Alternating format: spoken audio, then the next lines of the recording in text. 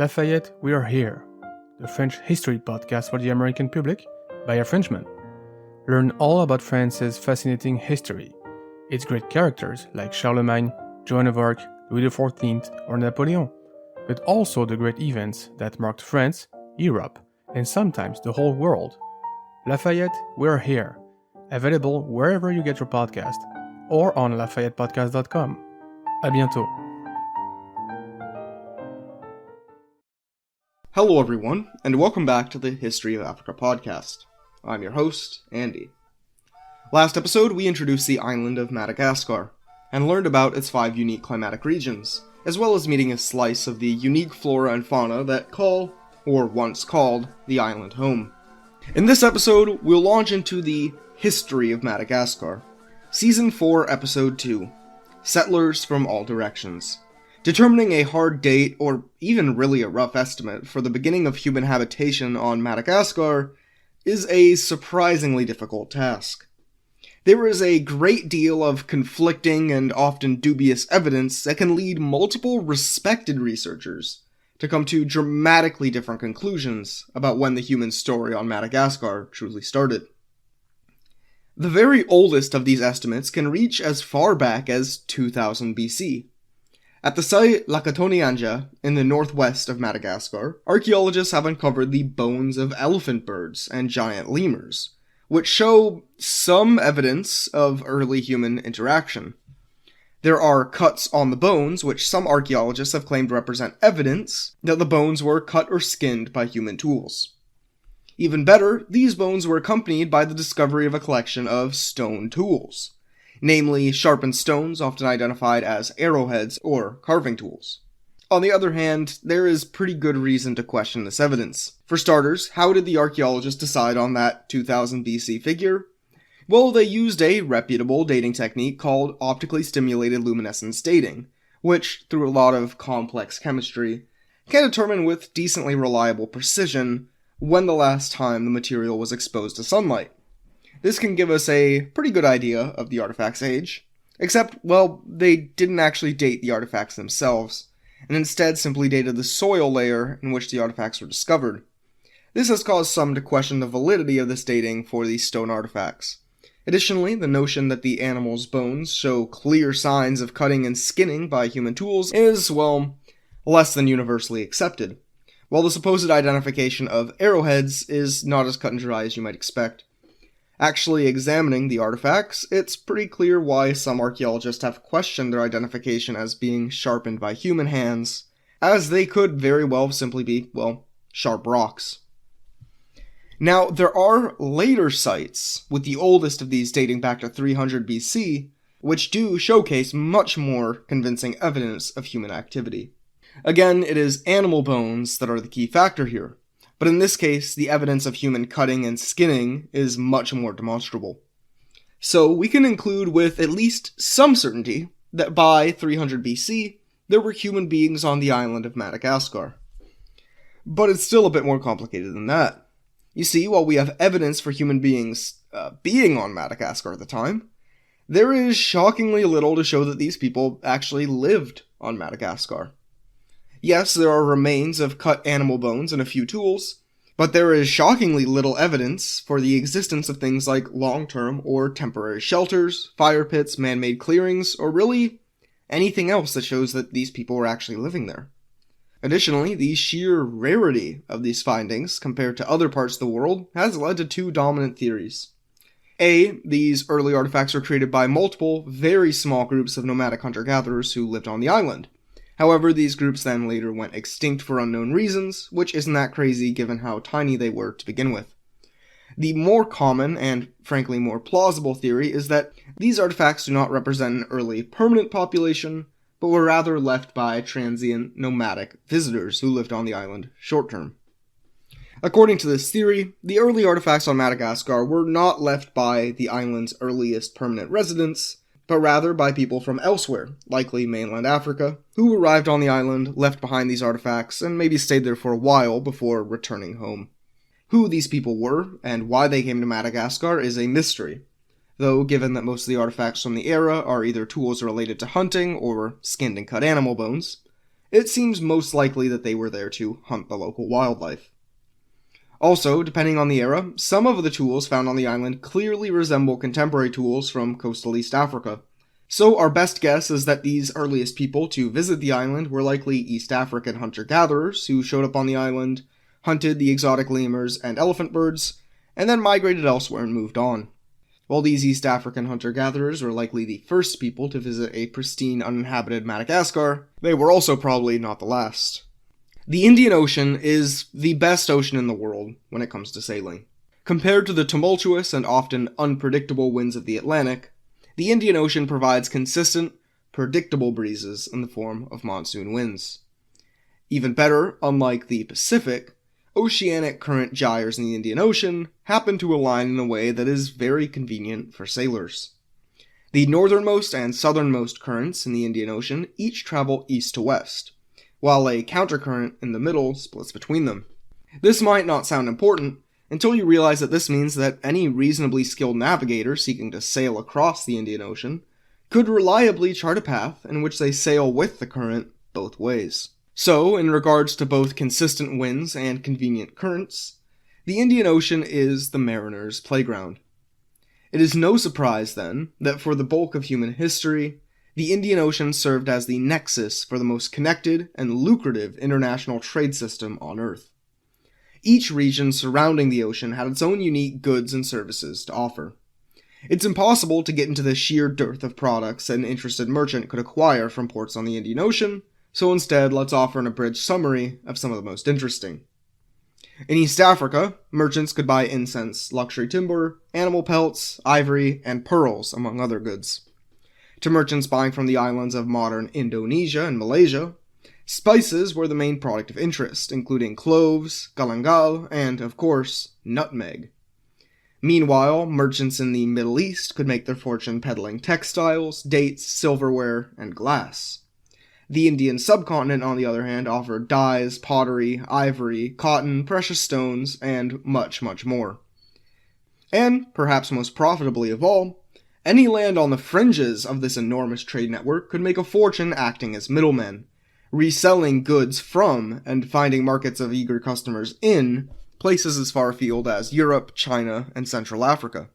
In addition to acting as a lucrative hub of commerce, Indian Ocean maritime trade also facilitated a robust exchange of culture, ideas, and people. As we saw in our season on Aksum, it was a merchant tapping into the Indian Ocean trade route who first introduced Christianity to the Ethiopian highlands. Maritime trade also facilitated the spread of Hinduism and Buddhism into Southeast Asia, as well as the spread of Islam from Arabia across East Africa and Southeast Asia.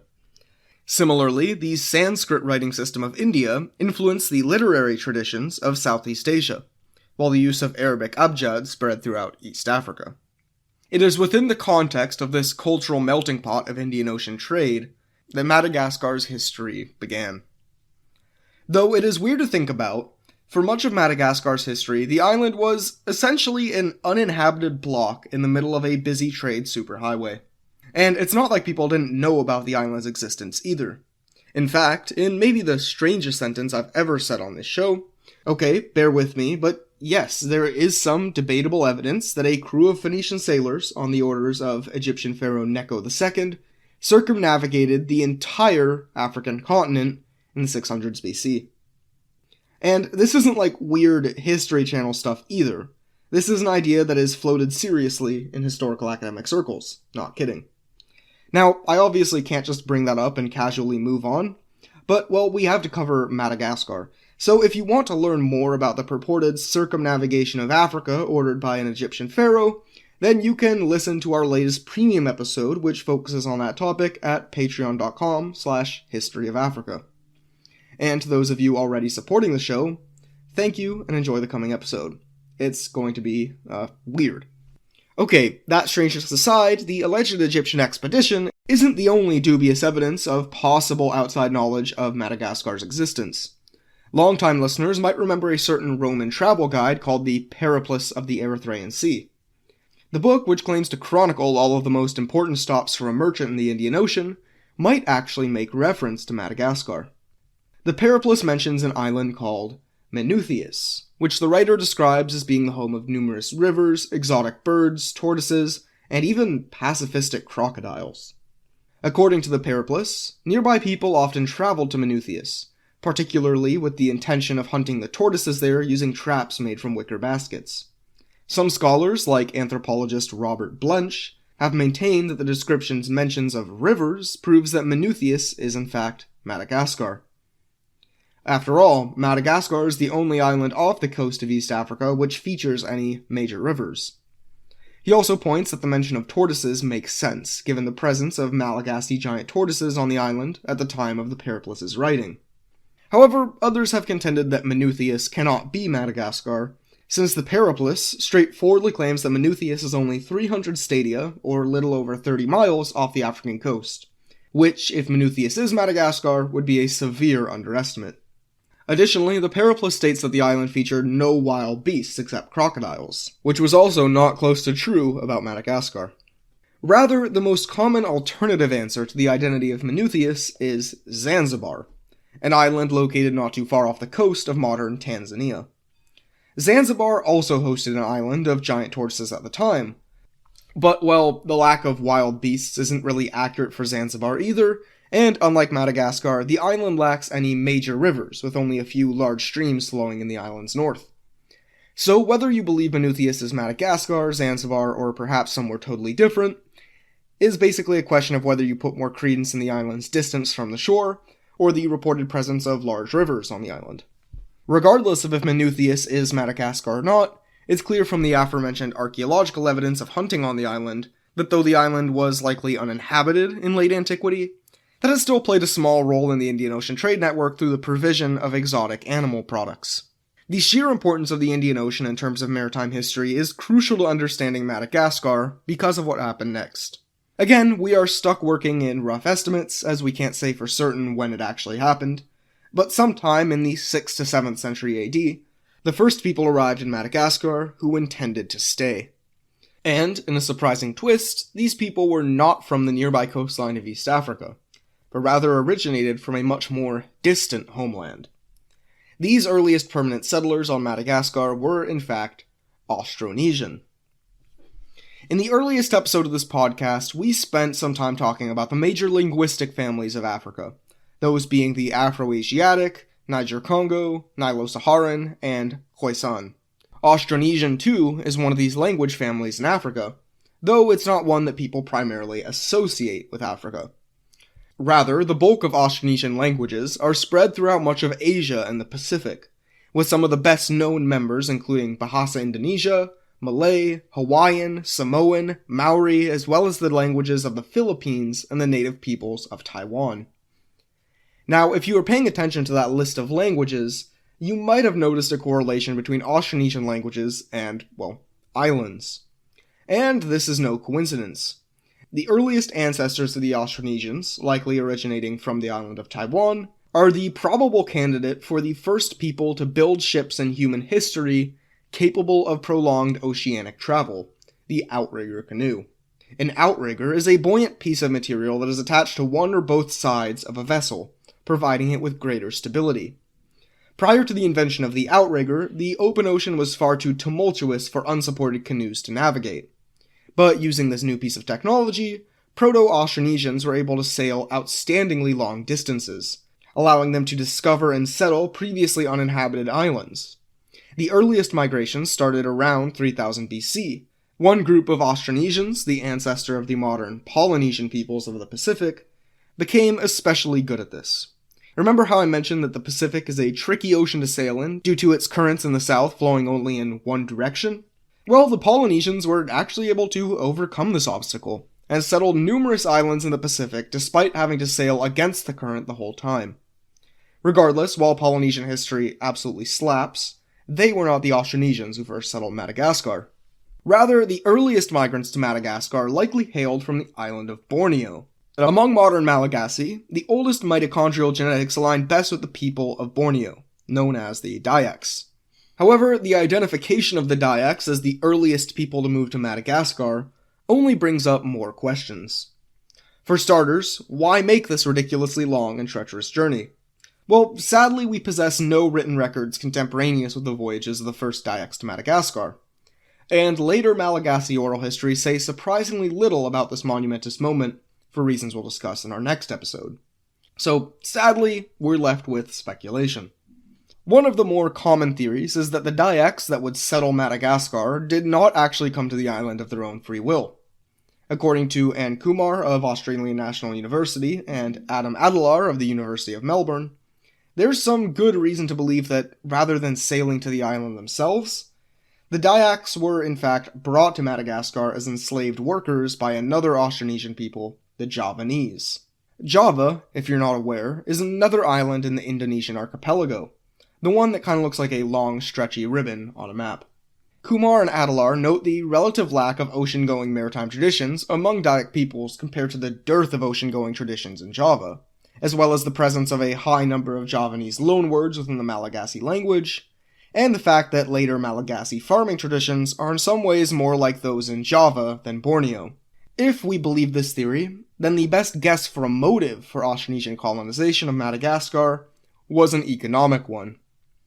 There is some pretty strong linguistic and genetic evidence that Madagascar was not the only African destination for Indonesian settlers.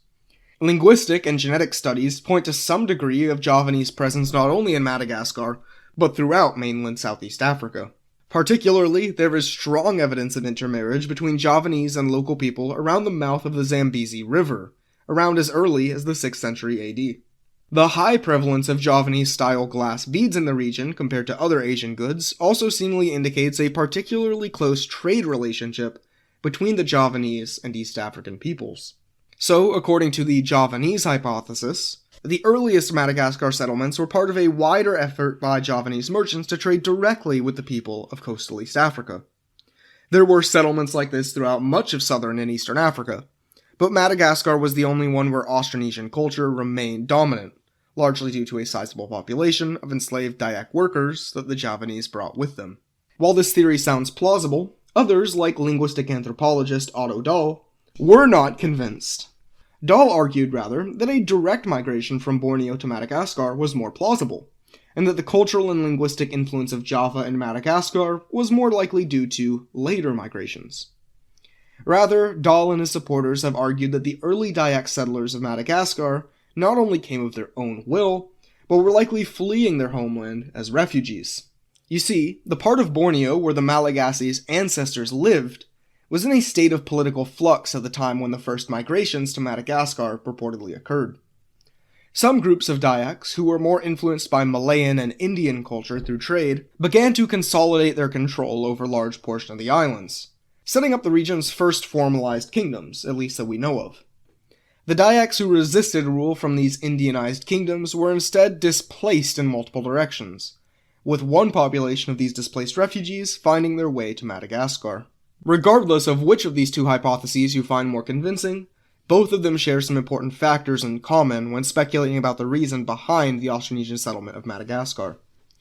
For starters, whoever did it, they did it on purpose. The once mainstream hypothesis, which claimed that the Austronesian ancestors of the Malagasy merely floated over to the island by accident, are now marginalized in the field of history for good reason. The successful settlement of a land thousands of miles away requires well-organized provisioning, or else the settlers will quickly consume their food on the way, or soon after arriving their new home, and die. It must be well organized. Settlements are rarely self-perpetuating this early in their history, and require relatively frequent numbers of new immigrants to sustain their population. So whether it was arranged by refugees seeking somewhere to build a new life, or by a larger kingdom seeking commercial opportunities, what we can say for certain is that the arrival of Austronesians in Madagascar was no accident. These first settlers to arrive in Madagascar from Indonesia were far from the last. The earliest settlements of Madagascar were exclusively located on the island's coast, and continued to receive a stream of incoming immigrants from the Indonesian archipelago. Unlike the largely Dayak initial population, these new settlers came from all over, including people from the islands of Java, Sumatra, Sulawesi, and the Sunda Islands. By this time, the Dayak, even if they were originally brought to the island as enslaved people, had clearly established themselves as the dominant culture on the island, and for the most part, these newcomers assimilated into the island's Dayak-driving culture. It's not like the other Indonesian immigrants didn't leave any impact on the island, though. Malagasy today contains a small portion of loanwords from other Indonesian languages that cannot be found in their closest linguistic relatives in Borneo. The earliest post-settlement history of Madagascar is not very well understood by historians, largely because our only sources of information about the period derive from the writings of foreigners and from archaeology. Use of writing had not yet become common in Indonesia during the time of the first Malagasy settlements, though scripts based on Indian writing system would emerge not too long after. So the only written records that we have about the island during this era derive from the works of Muslim merchants and geographers. A 10th century account from Ibn Shariah al-Ramhormuzi, a Persian geographer and sailor, gives us a short description that some have interpreted as a Malagasy raid on mainland Africa. In the 10th century, Ramhormuzi describes the people of Wak-Wak, a term used by Muslims of the era to denote the people of modern Indonesia, invading a city called Kanbalo on the East African coast. The city, of which we do not know the location of today, was a major trade hub in its time, known for its exports of valuable animal skins, ivory, turtle shells, and grey amber. A group of Wak-Wak sought to raid the city for its valuables, and attacked it from the sea using large warships. However, the people of Kanbalo were ready. The city featured imposing defensive walls, including a well-defended citadel. While the Wak-Wak fought with ferocity, they simply could not breach the city's defenses no matter how hard they tried, and were forced to call off the attack. Scholarship on the exact meaning of Ramhormuzi's account of the Battle of Kanbalo is diverse. Due to Ramhormuzi's vague description of events, it's unclear who exactly the Wak-Wak of his story are. Given the overtly economic nature of their mission, it seems like Ramhormuzi's Wak-Wak were not necessarily sailors in any nation's navy, but rather a group of pirates. The biggest debate comes in where these men were from. Given that their only descriptive feature is that they were Wak-Wak, we can't say for certain if these men were Malay, Javanese, Sumatran, Sundanese, or from somewhere else entirely. Given the proximity to East Africa, though, it seems like the early Malagasy would be the Wak-Wak in closest proximity, and therefore the most likely culprit. At the very least, any raid this well organized would need a place to base themselves to prepare for such a large operation. But regardless of if the pirates in the story were Malagasy themselves, or if they were Indonesian pirates who were simply using the island as a base, Ramhormuzi's account provides us our earliest window into the relationship between the early Malagasy and their East African neighbors. Unlike Ramhormuzi, though, archaeological evidence paints a less overtly antagonistic relationship between the two. There is pretty strong evidence that, especially in the first few centuries of the island settlement, Malagasy people relied very heavily on trade with mainland Africa for their daily lives. Malagasy pottery in this era is almost exclusively derived from the Tana tradition, a style which was ubiquitous in coastal East Africa during the 6th through 10th centuries. The omnipresence of Tana pottery in early Malagasy settlements strongly implies a heavy reliance on imports when it came to the locals' ceramic needs. Malagasy settlers also relied heavily on mainland East Africa for agricultural products. Throughout the 8th and 9th century, the early Malagasy traded with East Africans for a menagerie of domesticated animals, including East African breeds of cattle, pigs, goats, guinea fowl, and pigeons, as well as domestic plants like sorghum, millet, and yams. This exchange was not entirely unilateral, however, as Malagasy introduced East Africa to new Asian crops like Asian rice, taro, bananas, and mung beans. Soon, animals and products were not the only thing arriving in Madagascar from East Africa. Starting around 900 AD, we have the earliest evidence of large-scale migration from coastal East Africa to the island. Similarly to the Dayak or Indonesian migrations, the arrival of East Africans on Madagascar was certainly not a single event, but rather a series of smaller migrations. And again, like the Indonesian migration, the exact nature of this migration is disputed. By the dawn of the 10th century, coastal East Africa had long been dominated by a group of vaguely connected linguistic cultures known as the Bantu peoples. Bantu is kind of similar to Austronesian, in that it represents a large, overarching linguistic family, rather than a specific culture. And much like the Austronesian cultures, Bantu cultures are largely famous for their impressive success in terms of settlement and expansion. Likely originating from as far afield as modern Cameroon and Nigeria, the Proto-Bantu, or ancestors of all future Bantu-speaking peoples, began migrating south and east. To oversimplify a process that will certainly feature in more detail in some future season, a series of gradual migrations, followed by cultural assimilation of the local people, continued until the 4th century AD. By the time of the gradual completion of the expansion, Bantu peoples were now the dominant culture throughout essentially the entire southern half of the continent. By the time of the gradual end of the expansion, Bantu peoples were now the dominant culture throughout essentially the entire southern half of the continent, with only a few cultural exclaves remaining the exception. This included, most importantly for our podcast, the region of the East African coastline. Now, it's hard to say to what extent modern ethnic identifications existed in East Africa at the time. Also, there has been comparatively less study put into understanding these East African migrations into Madagascar compared to the Indonesian migrations. As a result, we can't say with any degree of certainty from which exact cultures these people came from. To further add to the ambiguity, nobody's exactly sure why or how these Bantu settlers came to Madagascar in the first place. One of the more common hypotheses argues that the early Bantu introduced to Madagascar were, similarly to the Dayak, not brought to the island by choice. Remember that account of Austronesian pirates raiding the East African coast? Well, among the list of items included that they sought to plunder was, well, people. As you can infer by the earliest mention, the institution of slavery was, like everywhere else on Earth, an element in ancient Indonesian society, and that remained true in Madagascar. Accounts like Ram Hormuzi's, as well as Javanese written records from later centuries, show that eventually there would be an active slave trade between East Africa and Indonesia. Now, it is worth noting that slavery in Madagascar was almost certainly not hereditary at the time. That is to say, if someone was enslaved and they had a child, that child would not necessarily be enslaved as well. This would explain how, if you believe the theory that the Dayak were slaves brought to Madagascar, why there is no evidence of the island remaining an oppressed slave society after its foundation. So, according to this hypothesis, East African Bantu-speaking peoples were brought over to Madagascar as enslaved workers, and their free children went on to become foundational members of the Malagasy people. However, the Bantu slavery hypothesis is not without criticism. For starters, the presence of East African pottery on the island, while likely indicating high volumes of trade with the mainland, may also indicate the existence of a sizable mainland population living in Madagascar from the very early stages of its settlement, with the earliest Bantu settlers arriving not too long after the earliest Dayak settlers. Additionally, it's plausible that the migration of the Bantu peoples to Madagascar was, well, just a late stage in the Bantu expansions. Bantu cultures had expanded across the entirety of South and Central Africa without anyone carrying them into parts unknown, so is it really so hard to believe that the same could be true in Madagascar?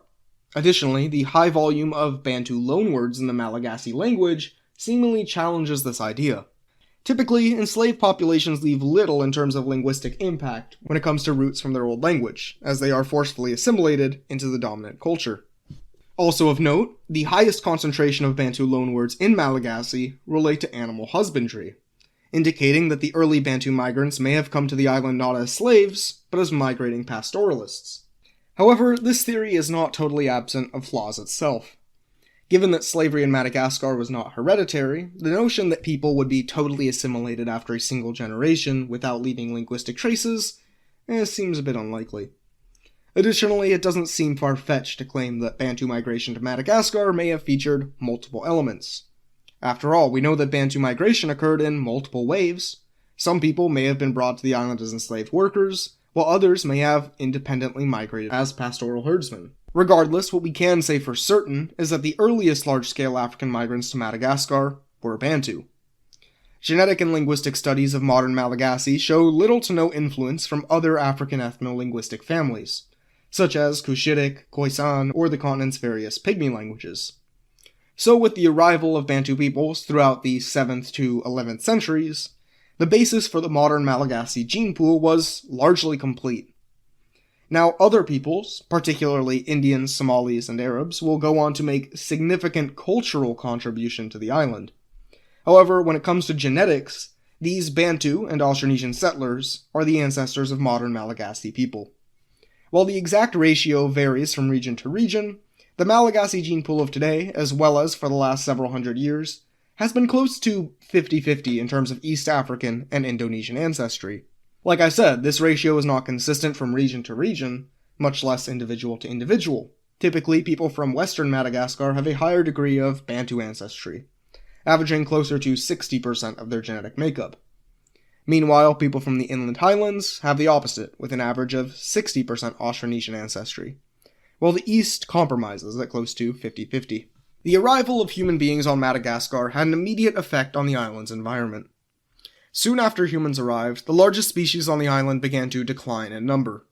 Their habitat shrank as they were forced to move away from the island's coast. Unsurprisingly, hippos were the first to die out, going extinct around 1000 AD. Elephant birds similarly saw their numbers collapse, with the last elephant birds dying out around 1200 to 1300. Giant lemurs were the last to go.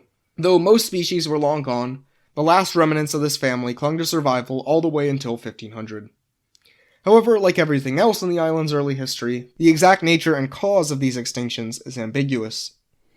Early in the study of Malagasy paleontology, the mainstream assumption was that overhunting was the primary culprit. However, the relatively small number of megafauna remains featuring signs of human butchery has led to the development and widespread acceptance of alternative hypotheses. Habitat loss, the introduction of invasive rats, and even new diseases brought with livestock, each have some strong supporting evidence, which has led to the adoption of a general consensus that a combination of all of these factors were responsible for the death of Madagascar's megafauna. By the 13th century AD, the island was now thoroughly settled. While the coasts remained the most populous region, even the island's interior highlands were now the home of growing settlements. The narratives of what happened after these people's arrival, though, gets only more complex from here. Join us in our next episode, as we examine and dissect the competing narratives about the settlement of Madagascar's highlands, and the region's supposed mysterious early inhabitants, the Vizimba. Thank you for listening to the History of Africa podcast. If you like the show and the free education we provide, then we would love it if you could support the show. You can do this through supporting us monetarily at patreon.com/historyofafrica, providing the show with a rating or review on whichever platform you listen on, or sharing the show with anyone who you think might be interested in learning more about African history. This episode is brought to you by our supporters on Patreon, including Naomi Kanakia, Ayofagbamie, Morgan Blackmore, Sarah Mpenza, Dimitri, Emmanuel Zaudi, Alexander Travis, BB Milliam, Conrad Schwenke, Travis Bell, Johnny Knowles, Godfrey Sebalavier, Diz RH, Evan Edwards, Pascaline Wakocha, Joe Maxwell, Nkechi Nwabudike, Sheun Olorontimain, Kwajo Amankwa, Douglas Harder, Craig Bolton, and Samuel Badu, among others. Thank you all for supporting the show. It really, really means a lot.